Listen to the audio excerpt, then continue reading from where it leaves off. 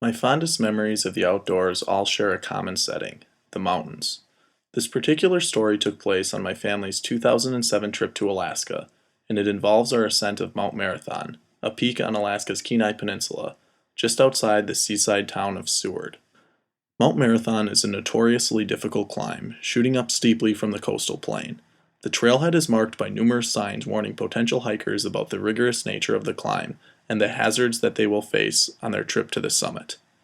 We were intrigued rather than discouraged by this signage, and we began the hike. After some strenuous but exhilarating scrambling at the beginning of the climb, the switchback trail zigzagged up through the forest that covers the base of the mountain.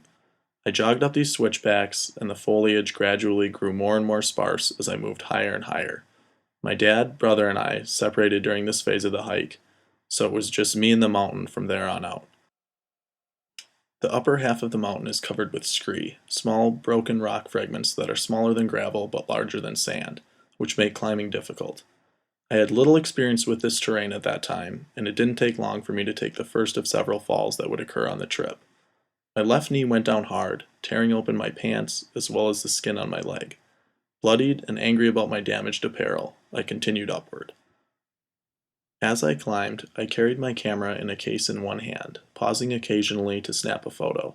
At some point, I failed to zip the camera case all the way shut, and as I climbed, my camera, which I had bought just a few months earlier, slipped out of the case and hit the rocks. The display was damaged, as was my morale. Fueled by anger and frustration, I continued up the side of the mountain, barely noticing the rain that began to fall. Soon, my clothing was drenched, and I was miserable. I was barely aware of the stunning beauty of my surroundings, and I leaned into the slope, head down, angrily trudging upward. I lifted my head to check my progress, and I stopped in my tracks. 30 yards above me, a large black bear ambled across the slope. I had never encountered a bear so close in the wild, and fear crept into me. The bear and the fear that he incited within me made me aware of the trivial nature of my misfortunes in the grand scheme of things. The bear, the rain, the mountain, and I were all parts of an immense natural world, and the fact that I had damaged my pants and camera and felt uncomfortable in my wet clothing no longer seemed very significant. Although I would not describe myself as a religious person by any means, I can only describe this moment of realization as something spiritual, and I was instantly reinvigorated in my journey to the summit of Mount Marathon.